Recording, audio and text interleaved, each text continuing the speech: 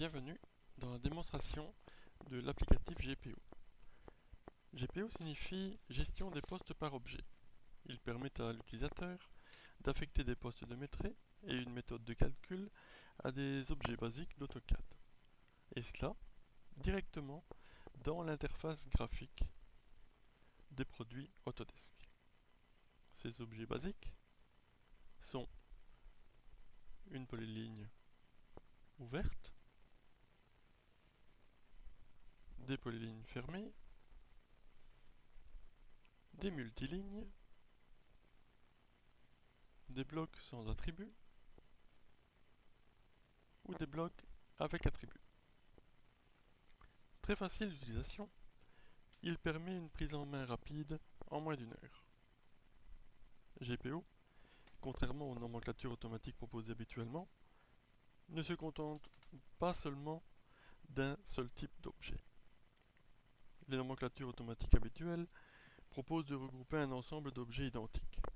Par exemple, sur Autodesk Architecture, une nomenclature de fenêtres, de portes, de dalles, de murs vous donne des renseignements intéressants. Mais vous devez encore les travailler pour les placer judicieusement dans votre tableur au bon endroit, dans le bon poste, et retranscrire les formules lorsque ça s'impose.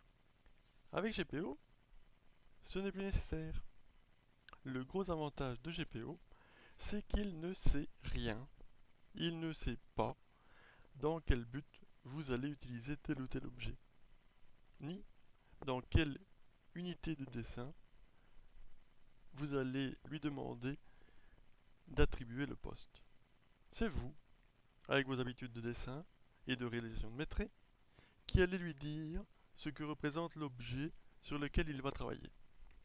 Par exemple, une polyligne ouverte, ou bien une multiligne, pourra très bien représenter aussi bien une gaine, une canalisation, une clôture, une ouverture, un linteau, une plinthe, une corniche, un mur, un isolant, un habillage vertical, etc., etc. Une polyligne fermée, en plus de tout ce que peut reprendre la polyligne ouverte, pourrait très bien représenter une dalle, une semelle de fondation, une trémie d'escalier, une surface de carrelage, l'acrotère d'un bâtiment industriel, du plafonnage, de la peinture, etc., etc. Un bloc sans attribut, tel que celui-ci, peut représenter n'importe quel objet compté à la pièce, ou des éléments surfaciques verticaux spéciaux comme des châssis ou des portes qui viendront notamment en déduction de murs, etc. On en parlera lorsque nous verrons plus en particulier l'utilisation de GPO. Revenons à cet objet-ci. Il pourrait très bien représenter, comme ici, un élément électrique. Prise, interrupteur, boîte de distribution, compteur, ici, point lumineux. Un élément de technique spéciale, chaudière, radiateur, ventilateur, extracteur, parlophone, compteur de gaz, compteur d'eau, élément de menuiserie intérieure ou extérieure, comme on a déjà parlé, le châssis, la porte, l'escalier, les murs rideaux, la brique de verre, etc. Un élément de gros œuvre, chambre de visite, fosse septique, station d'épuration, citerne, poteau, jambe de force, pieux, éléments de parachèvement intérieur, des modules de cuisine équipés, électroménager encastré, mobilier fixe et autres mobiliers de décoration intérieure. Un élément de parachèvement extérieur par exemple, comme les éléments préfabriqués, les murs en L, les murs de soutènement, les puits, les mobiliers urbains, etc. Comme vous l'aurez sans doute compris, le bloc sans attribut est sans conteste l'objet qui a le plus de possibilités car il peut représenter dans le cadre d'une utilisation intelligente au moins 2/3 des postes du maîtrise complet.